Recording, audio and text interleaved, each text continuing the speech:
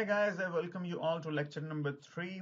I hope you all must be doing well and enjoying the show. In previous lecture, we discussed that how one can create a strong topic sentence from a certain idea or a small chunk of a sentence और उसको लेकर हम कैसे further आगे sentences बना सकते हैं. If you have a phrase, the how you can add a clause to it and you can make a sentence and you can add more clauses to that to make it some more complex sentences. That was a little bit tricky idea to grasp at first glance. मगर उसको आहिस्ता आहिस्ता आप master कर सकते हैं कि आप sentences किस तरह से बनाएंगे.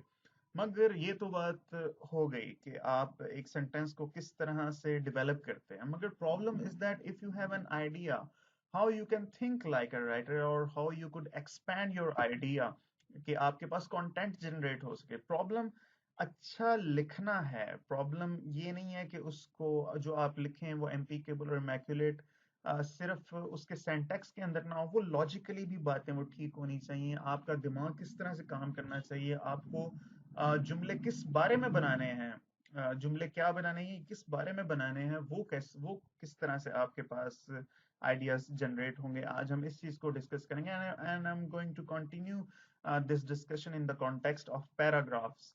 सो प्रीवियस लेक्चर में हमने ये देखा कि हमारे पास एक अदद होता है टॉपिक सेंटेंस और उस टॉपिक सेंटेंस से हम जो है बात स्टार्ट करते हैं. मगर एक छोटी सी केयर है जिसको आपको ध्यान रखना है. ये हम स्टार्टिंग में थोड़ी सी एक जगह छोड़ देते हैं. टैब का बटन अगर आप अपने कंप्यूटर से दबाएं तो यहाँ पर ये थोड़ा सा टेक्स्ट आगे चला जाता है माइक्रोसॉफ्ट वर्ड में. इसको टेक्निकल टर्म में कहते हैं इंडेंट. इंडेंट करना, ठीक है. सो वेन एवर आई से कि आपने इंडेंट नहीं किया, उसका मतलब ये है कि आपने अपने टॉपिक सेंटेंस से पहले थोड़ी सी स्पेस दबाकर स्पेस आपने नहीं छोड़ी. That is the major reason. Okay. अगर आप यहाँ पे ये इंडेंट अगर नहीं देना चाहते और आप चाहते हैं कि आप अपना जो सेंटेंस है वो बिल्कुल इस पॉइंट से, इस पॉइंट यहाँ से आप शुरू करें, तो आपको करना ये होगा कि ये करने के बाद आपको एक लाइन यहाँ पर वेकेंट छोड़नी पड़ेगी. You have to leave a vacant line over here, ठीक है. और आप जो लिखना शुरू करेंगे वो फिर आप अगली लाइन पे यहाँ से लिखना शुरू करेंगे, ठीक है. Your text will start from here. Okay, next paragraph. Paragraph यहाँ से start होगा, ठीक. और दूसरी बात ये कि that this was your topic sentence और आपके topic sentence से ही related बाकी के सारे जुमले बनेंगे.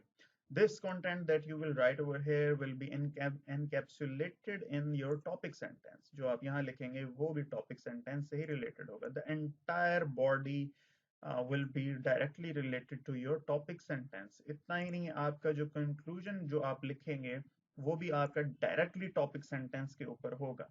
अब इस चीज को टेक्निकल टर्म के अंदर क्या कहते हैं. ये जो आपका है टॉपिक सेंटेंस, इसको टेक्निकल टर्म के अंदर हम लोग कहते हैं that it is your thesis statement. Thesis statement. अब जब हम किसी वो क्या कहते हैं एकेडमिक ऐसे लिखते हैं तब उसका जो इंट्रोडक्टरी पैराग्राफ होता है उसकी आखिरी लाइन थीसिस स्टेटमेंट होती है, ठीक है. But we are specifically talking about a paragraph, a simple paragraph. We are not talking about the entire essay over here. तो जब एंटायर ऐसे की बात करेंगे तो उसके अंदर थीसिस स्टेटमेंट का कुछ और मतलब होगा, यहाँ पे उसका जो है कुछ और मतलब होगा. So let's see how we can develop the rest of the body of this paragraph. और अगर आपके पास अगर एक आइडिया हो तो उसको आप किस तरह से आगे लेकर चल सकते हैं. Stay tuned. Now, here is the tip, $1 million tip, I should say, that how one can expand a certain idea, a chunk of a sentence or anything. Uh, कि आप अपना जो भी आपका टॉपिक है, deal it as a problem.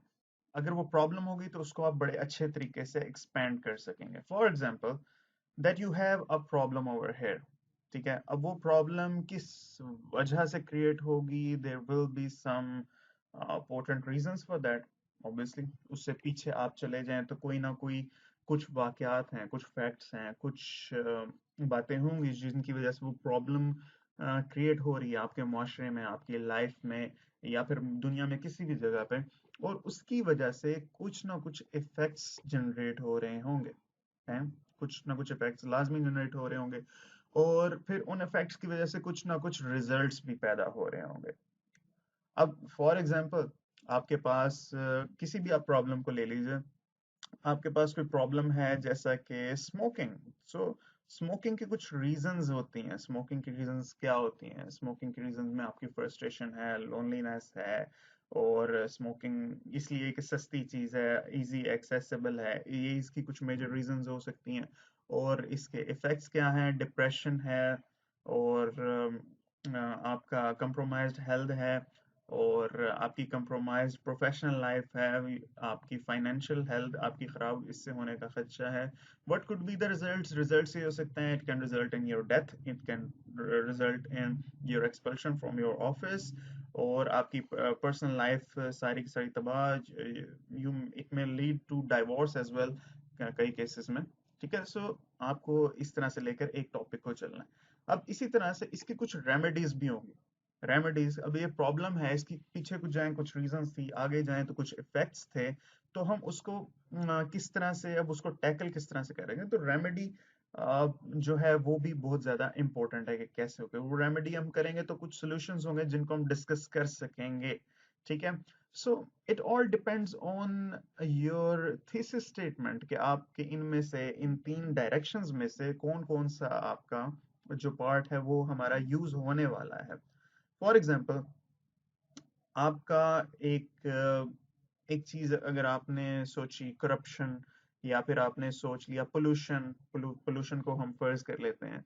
No, pollution is a problem. What is the possible reason for this? Possible reason ये है कि रॉ मटेरियल बहुत गंदा यूज हो रहा है, उसका इफेक्ट ये है कि फिजा खराब हो रही है, रिजल्ट ये है कि पब्लिक हेल्थ उससे बहुत ज्यादा इफेक्ट हो रही है। रेमेडी क्या है? रेमेडी ये है कि इस पे स्ट्रिक्ट पॉलिसीज बनाई जाएं। और इसका सोल्यूशन क्या होगा? सोल्यूशन यही होगा कि कुछ आपके पास जो रिजल्ट आपके पास है कि खुशहाल और अच्छी दुनिया आपके पास आपको मिलेगी। ठीक। Now you must be thinking that I am that type of teacher जो आपको मतलब क्लास में 2+2 4 दे करने को दे देता है, मगर पेपर में कहता है to calculate the mass of the sun. ऐसा नहीं है। आप किसी भी टॉपिक को एज अ प्रॉब्लम लेकर चल सकते हैं। Now pollution was a problem, now smoking was a negative word. ठीक है, लेकिन कुछ ऐसी चीजें which are not a problem. अब फर्ज कर लीजिए लास्ट जो मैंने आपको असाइनमेंट दी उसके अंदर मैंने आपके साथ डिस्कस किया एक topic sentence that friends are more effective than your, are more usable, more, अब क्या मुझे कहना चाहिए, कि फ्रेंड्स जो हैं आपके सिबलिंग्स और फैमिली से अच्छे होते हैं, ये उसका आर्ग्यूमेंट था। ठीक है, no, where is the problem in this? An idea which requires an explanation is itself a problem. आपको इसको एक्सप्लेन करना है, आपको इसके लिए कुछ ना कुछ रीजनिंग तो देनी पड़ेगी, that why friends are better than your siblings, why friends are better than your brothers, so there will be some reasons of that. Okay, now remember these reasons in any of the subject, in any case, will be based on the same modes of persuasion that I taught you in very first lecture. They could be ethical, they could be moral. There has to be some logical appeal or some ethical appeal, some emotional appeal in that. अब logical appeal क्या हो सकती है? That they are more aware of your problems than your siblings. You spend more time with them. ठीक है।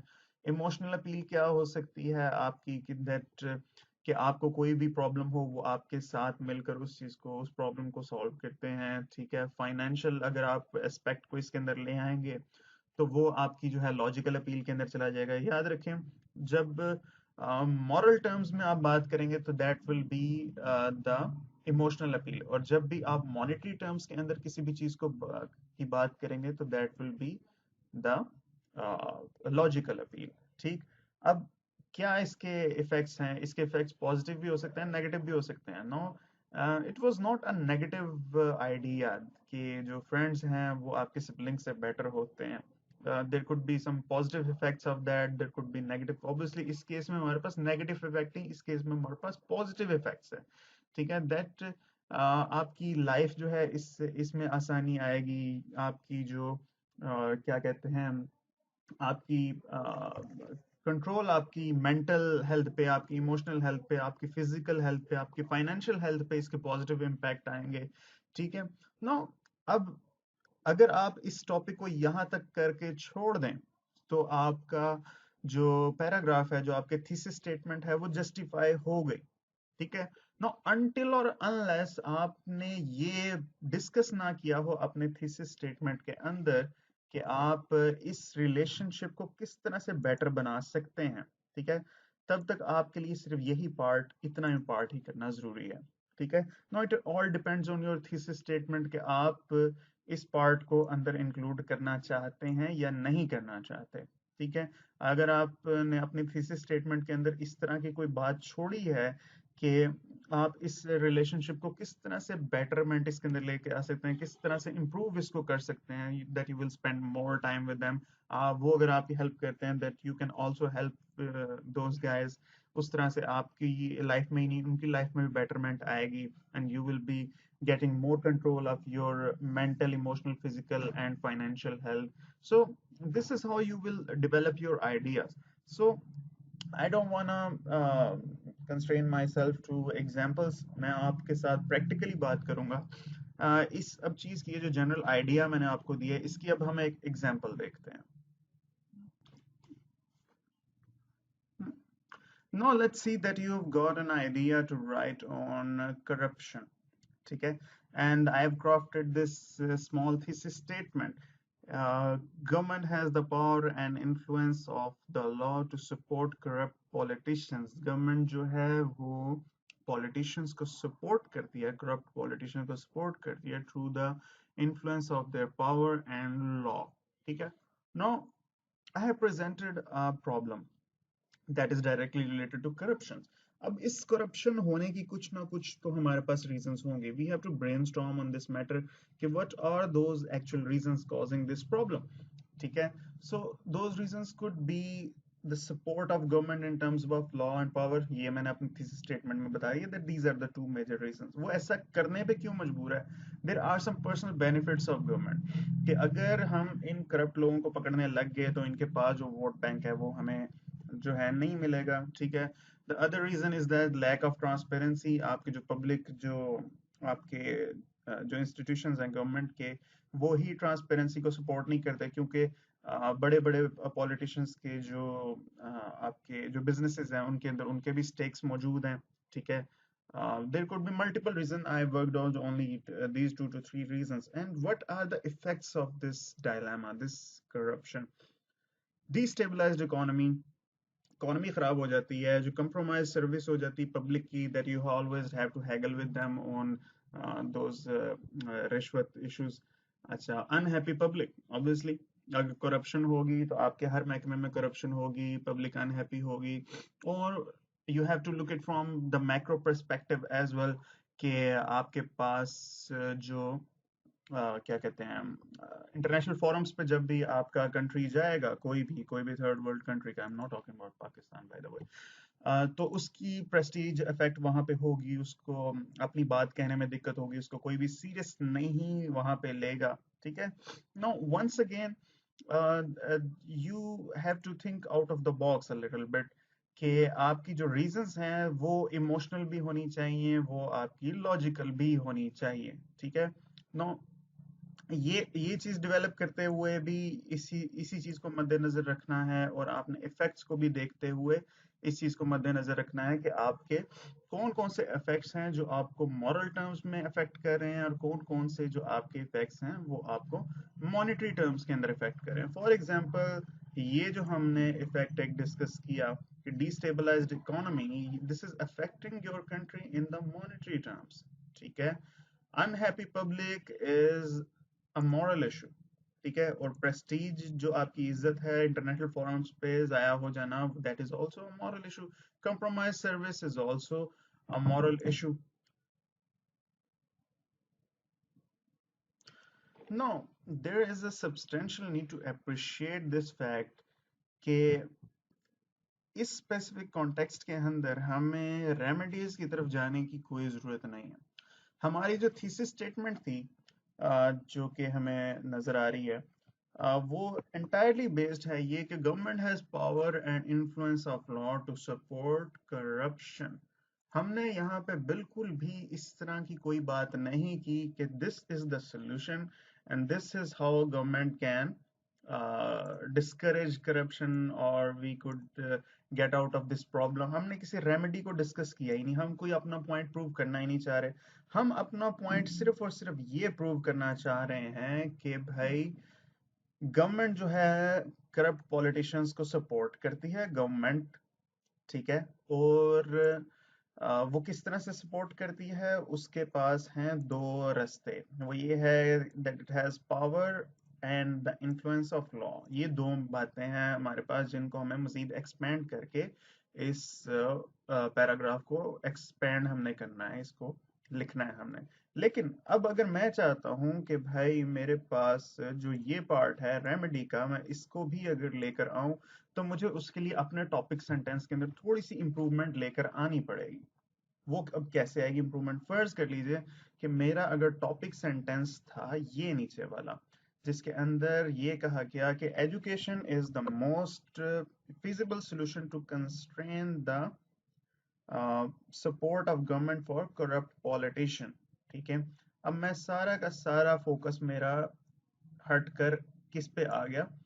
Corruption की बजाय education पे आ गया कि एजुकेशन किस तरह से हमारे हमारे कंट्री के अंदर करप्शन जो है उसको कम कर सकती है। तो this is a feasible solution. मेरा जो फोकस है वो ये है इस फीजिबल सोल्यूशन को प्रूव करने में, ठीक है, कि इसकी वजह से जो है करप्शन हम इसको कंट्रोल कर सकते हैं एजुकेशन के through.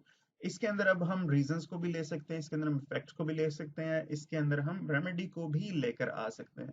So there is a substantial need to appreciate this fact कि आपकी जो थीसिस स्टेटमेंट है वो बहुत ज्यादा स्ट्रांग होनी चाहिए। जितनी स्ट्रांग आपकी थीसिस स्टेटमेंट होगी उतने ही ज्यादा आपको कंटेंट जनरेट करने का मौका मिलेगा। So always head towards the solution, head towards getting your audience engaged through your ideas and through your arguments, कि उनको at the end of the discussion उनको कुछ मिले भाई, कि ये बंदा प्रॉब्लम डिस्कस करके सिर्फ भाग नहीं गया, प्रॉब्लम और इफेक्ट डिस्कस करके भाग नहीं गया, इसने कोई अंदर कोई बातें भी हमारे साथ काम की हैं। जो पाकिस्तानी बहुत से जो कॉलमनिस्ट हैं उनके ऊपर तनकीद इस वजह से की जाती है कि वो सिर्फ मुआशरे का आईना बता के छोड़ देते हैं, इसकी कोई रेमेडी नहीं बताते। खैर, रेमेडी या फिर बेटरमेंट क्या अब इस चीज के अंदर हम किस तरह से लेके आ सकते हैं उसके ऊपर डिस्कस करेंगे। एक रेमेडी हमने डिस्कस की एजुकेशन है, जिसको हम अवेयरनेस की भी बात कर सकते हैं। अब एजुकेशन के आगे मजीद इफेक्ट्स हैं कि उसकी वजह से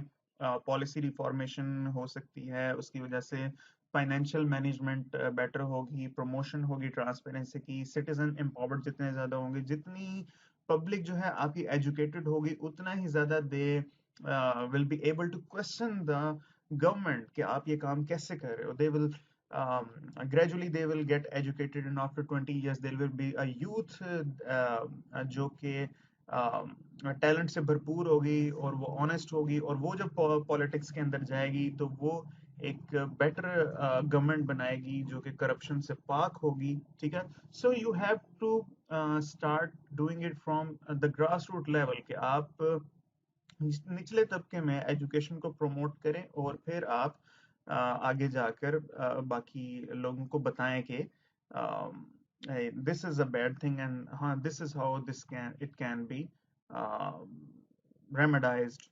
आई don't know remedised is a word or not. Anyhow, तो मैं अभी आपके साथ सिर्फ और सिर्फ ये ऊपर हवा में बातें करके आपको अकेला नहीं छोड़ दूंगा, मैं इसके डिस्कशन के अंदर मजीद जाऊंगा। मैं बताऊंगा कि किस तरह से आप इस ये जो मैंने आपके सामने सारा जो ये तावीज आपके सामने जो मैंने डिजाइन किया है, इसको यूज करके एक पैराग्राफ हम किस तरह से क्राफ्ट कर सकते हैं। ठीक है, सो let's see how is it done. So I have this cheat sheet over here, कि आपको पिछली स्लाइड पे बार बार जाकर ये ना देखना पड़े कि हमने कौन सी कॉज इफेक्ट और रेमेडीज को डिस्कस किया था।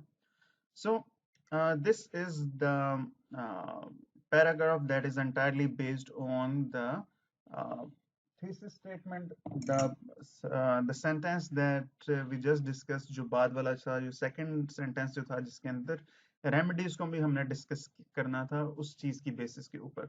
सो हमने क्या अपना थीसिस स्टेटमेंट जो हमारा है वो ये है, the education is the most feasible solution to constrain the support of government for corrupt politicians। ये चीज आ गई। अब हमने पहला काम क्या करना है, हमने पहला काम करना है, हमने डिस्कस करनी है उसकी कॉजेस। अब वो कॉजेस कहाँ हैं, कॉजेस के अंदर हमारा था support of government in terms of law and power. हमने क्या, governments have the power, not talking about government, talking about governments, different governments, जो स्पेसिफिकली थर्ड वर्ल्ड की गवर्नमेंट्स उनकी बात हो रही है। तो governments have the power and influence of law to support them. ठीक है, अच्छा, although they have considerable access to the means। अब ये देखें कि मैंने अब एक दफा मैंने ये वर्ड यूज कर लिया कि they have the power। ठीक है, अब मैंने दोबारा ये नहीं किया although they have power, मैंने कहा that they have access to the means। ठीक, सो रेपिटेशन जो है एक ही वर्ड की बार बार आप लोगों ने नहीं करनी। ठीक है, अगर आपने एक जगह पे मोर ओवर लिख दिया है तो नेक्स्ट टाइम आप फर्दर मोर लिखिए, मोर ओवर को दोबारा मत लिखिए। ठीक है, and try building sentences in a formal way. अच्छा, although they have considerable access to the means to enforce law and punish the culprits। यहाँ पर जुमले का एक जो है पार्ट वो पूरा हो गया और उसके बाद एक पंक्चुएशन मार्क आया, कॉमा जो है यहाँ पे लगा। ठीक है, जो मैंने आपके लोगों के असाइनमेंट्स में जो मेजर जो प्रॉब्लम देखी है वो यही है कि आप लोगों को पंक्चुएशन का नहीं पता कि कहाँ कहाँ पे यूज होनी है। अच्छा, they never do this because of their personal greed. ना, आप देखें मैंने इस चीज को डिस्कस किया, देयर पर्सनल बेनिफिट, जरूरी नहीं कि वही वर्ड्स आप यहाँ पे डिस्कस करें, देयर पर्सनल ग्रीड। ठीक है, हमने लॉ को डिस्कस कर लिया और उनकी पावर को भी हमने डिस्कस कर लिया। अच्छा, रहेगी बात लैक ऑफ ट्रांसपेरेंसी की, हमने कहाँ पे किया। अच्छा, more over public institution have their stakes and concerns in the business of those politician. बात पूरी हो गई। ठीक है, ट्रांसपेरेंसी को वो किस तरह से सपोर्ट नहीं करते, क्यों नहीं करते पब्लिक इंस्टीट्यूशंस, क्योंकि उनके अपने भी स्टेक्स और कंसर्न्स हैं बिजनेस उसके अंदर मौजूद। ठीक है, जरूरी नहीं कि जो आप टर्म्स आपने अपने दिमाग में सोची है जुमले के अंदर भी आप उन्हीं चीजों को उसी तरीके से आप जो है वो डिस्कस करें। सो आपका एक पार्ट जो है आपका वो यहाँ पे एंड हो गया इस जगह पे कि आपने यहाँ तक अपनी थीसिस स्टेटमेंट को आपने डिस्कस कर लिया, उसके बाद आपने इस पॉइंट से लेकर इस पॉइंट तक आपने डिस्कस किए उसकी कॉजेज जो आपके पास थी, कॉजेज जो आपकी थी आपने वो डिस्कस कर ली यहाँ पे। अब उसके बाद अगली चीज आ जाती है आपकी इफेक्ट्स। इफेक्ट्स हमारे जो हैं हमारे यहाँ से शुरू हो रहे हैं। Third world countries are becoming more destabilized। destabilized की हमने बात की, destabilize हो रहे हैं वो बहुत ज्यादा, and general public is suffering even more because of this dilemma। हमने कहा कि unhappy public, और किस वजह से कि वो जनरल पब्लिक जो है वो सफर कर रही है because of this dilemma. I didn't use the word problem. ठीक है, मैंने डायलेमा को यूज किया, मैं बार बार प्रॉब्लम के भी एक वर्ड को डिस्कस नहीं कर सकता। ठीक है, तो डायलेमा क्या लम्हा फिक्रिया है या कोई भी प्रॉब्लम है फ्रॉम माइक्रो परस्पेक्टिव उस टर्म में यूज होती है। अच्छा, the countries having high corruption perception index struggle to have their say at international forums. मैंने भी ये बात की, no prestige at international forums. अब उस चीज को मैंने किस तरह से डील किया, मैंने उस चीज को बहुत ज्यादा लॉजिकल तरीके से डील किया। एक करप्शन परसेप्शन इंडेक्स जो सीपीआई जिसको आमतौर पे बोलते हैं, जो ट्रांसपेरेंसी इंटरनेशनल की रिपोर्ट होती है, उसके अंदर ऑलमोस्ट 176 हमारे पास कंट्रीज होते हैं, और वो जिसका इंडेक्स 1 हो या 0 तक हो, 0 तक वो जाते हैं। 0 वाले सबसे ज्यादा जो है वो करप्ट होते हैं, और जो कि 176 के करीब होते हैं वो सबसे ज्यादा नीट और क्लीन किस्म के कंट्रीज होते हैं। ठीक है, अब आई थिंक हॉलैंड या कनाडा शायद उसमें नीट एंड क्लीन में आते हैं, और बांग्लादेश और इंडिया जैसे लोग जो हैं टॉप 10 की लिस्ट के अंदर अभी भी मौजूद हैं, सोमालिया भी उसके अंदर ही है। ठीक है, तो the countries have high corruption perception index struggle to have their say। I use the idiomatic language। ठीक है, मैंने ये नहीं कहा कि उनको जो है कोई बात करने नहीं देता। I use the idiomatic English. There is a very good book on idiomatic English, जो कि मैं, मुझसे आप पर्सनली पूछे तो मैं उसको आपको रेकमेंड कर सकता हूँ। उसके अंदर आप इडियोमेटिक इंग्लिश को देखकर अपनी राइटिंग स्किल्स को बहुत अच्छे तरीके से इंप्रूव कर सकते हैं। ठीक है, at international platforms. After the recurring failures of quick fix solutions like military intervention. अब यहाँ तक मैंने जो बात कर ली इस पॉइंट तक, वो क्या थी? वो हमने यहाँ पर ये डिस्कस किया कि इसके कॉजेज क्या हैं और इसके इफेक्ट्स हमारे इस प्रॉब्लम के ऊपर क्या क्या हो सकते हैं, हमारे कंट्री पे के ऊपर, कंट्रीज के ऊपर प्रॉब्लम्स से क्या क्या इफेक्ट हो सकते हैं। यहाँ पे दो बातें हमने कर ली। आप देखिए कि इनकी जो लेंथ है तकरीबन यहाँ से लेकर यहाँ तक और यहाँ से लेकर यहाँ तक, वो तकरीबन तकरीबन सारी की सारी सेम है। ठीक है, अब हम जा रहे हैं सोल्यूशन की तरफ। अब जैसा कि मैंने पहले कहा, you don't have to announce every time that okay, let's discuss the causes. What are the causes? Now let's discuss what are the effects. नहीं, इसी तरह से आपने ये भी नहीं कहना कि no, what will be the result of this? No, this results in this thing. No, these are all मतलब बहुत पुरानी ये strategies हैं। इनको ये आई कैचिंग नहीं है, अपीलिंग नहीं है। आपने एक फ्लो को कायम रखना है कि आप जिस कॉन्टेक्स्ट को लेकर चल रहे हैं उसी कॉन्टेक्स्ट को लेकर आप आगे चलते जाएं, और रीडर को पता भी ना चले कि कहाँ आपने कॉजेस को डिस्कस किया और आपने इफेक्ट्स को डिस्कस किया और अब आप इसकी रेमेडीज की तरफ जा रहे हैं। ठीक, तो अब मैंने रेमेडीज की बात कैसे की? After the recurring failures of quick fix solutions like military intervention. Military intervention is a quick fix जो कि फेल हो चुके हैं। The education of the general public is the sole and long lasting remedy. Sole and long lasting remedy. Once again, मैंने कोई solution का word नहीं use किया, मैंने रेमेडी का वर्ड यूज किया। ठीक है, मैं यानी वोकेबलरी के अंदर जितनी डाइवर्सिटी हो उतना ही रीडर जो है वो आपकी तरफ अट्रैक्ट भी होता है। ठीक है, तो मैंने यहाँ पे बातों में बता दिया कि सोल्यूशन क्या है। सोल्यूशन मेरा था एजुकेशन। ठीक है, जो मेरा, मैंने इस तक आने के लिए अच्छा खासा माहौल बनाया शुरू में। ठीक है, बड़ा नाइस वर्ड माहौल, कि मैंने थीसिस स्टेटमेंट को डिस्कस किया, कॉजेज और इफेक्ट को बताया, और फिर मैं एक लॉजिकल रीजन के थ्रू लोगों को लेकर आया, लॉजिकल भी और इमोशनल रीजंस के थ्रू भी। लॉजिकल अपील भी डाली, इमोशनल अपील भी डाली, और उसके बाद मैं लोगों को लेकर आया कि भाई ये चीज है, सॉरी, ये चीज जो है हमारा, जो इसका सोल्यूशन है वो एजुकेशन है और कुछ नहीं। ठीक है, अच्छा, अब इससे होगा क्या? This would enhance, no, you have to convince the audience ना कि ये सोल्यूशन है तो ये सोल्यूशन बेटर क्यों है। आपको इसके रिजल्ट्स और इसके कॉन्सिक्वेंसेस को डिस्कस करना पड़ेगा। This would enhance the awareness and ensure the development of a learned and responsible youth. Learned and responsible youth हमारा ultimate goal है बनाना। The well-educated and characterful individual would indirectly contribute to the reformation of policies and improved financial structure. ठीक, मैंने education की बात की। ठीक, और मैंने क्या कहा, और मैंने इसकी बात की कि अवेयरनेस, अवेयरनेस की बात थी, ये अवेयरनेस हमने यहाँ पर डिस्कस कर लिया।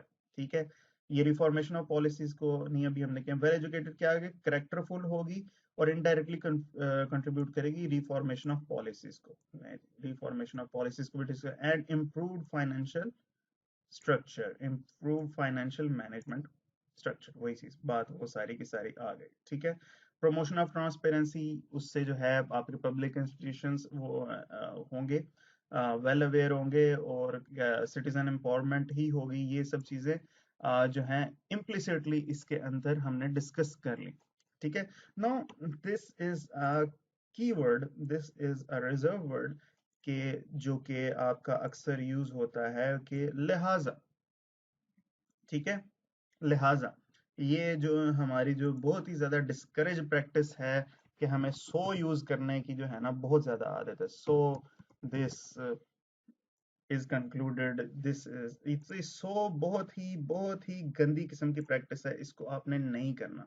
सो से कोई भी जो है ना आम रूटीन में आप सो करके, so this is the solution, so this was the solution, ये आप आम रूटीन में बोलने चालने के लिए ये चीज को इस्तेमाल करें, बहुत अच्छा है, मगर इसको फॉर्मल एकेडमिक राइटिंग के अंदर आप इस चीज को यूज नहीं कर सकते। कंटेंट राइटिंग में भी चलता है, कंटेंट राइटिंग में चलता है, if you are writing your book, creative writing में भी चलता है, मगर इसको एकेडमिक राइटिंग के अंदर सो से नाउ से, हेयर से, देयर से, इन चीजों से कभी भी किसी भी सेंटेंस को स्टार्ट नहीं करना होता. The nurturing the talent through education and awareness could indirectly contribute constraining the impact of corruption. ठीक है.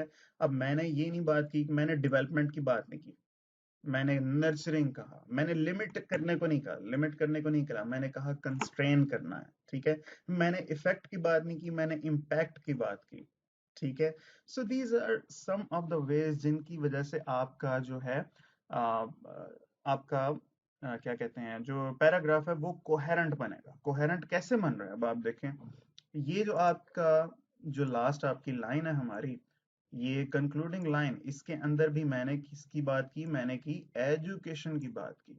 और इसके अंदर भी जो मेरा स्टार्टिंग जो मेरा पॉइंट था, उसके अंदर भी मैंने किसकी बात की थी, मैंने एजुकेशन की बात की.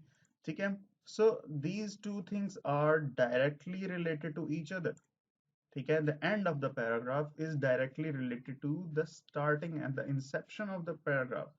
From where you triggered is the same juncture from where you are supposed to end this paragraph. So this is the way you can craft an effective paragraph. और finally, I'm also a human. हो सकता है मुझसे इसमें कोई गलती हो गई हो. ठीक है. This is a paragraph, but this is not best of example. But I hope that I have contributed to your learning. And thanks a lot. That's all for today. और मैं चाहूंगा कि आप लोग इन इन पॉइंट्स को मद्देनजर रख के आप अपना जो है पैराग्राफ जब अपना कंस्ट्रक्ट करें, जो क्राफ्ट करें, जो आपने सेकंड असाइनमेंट के अंदर भी बनाया, उसको इस चीज की बेसिस के ऊपर इम्प्रूव करें, तो अगर आपके लिए ज्यादा बेहतर होगा. Thank you. Thanks all for today. Thank you very much.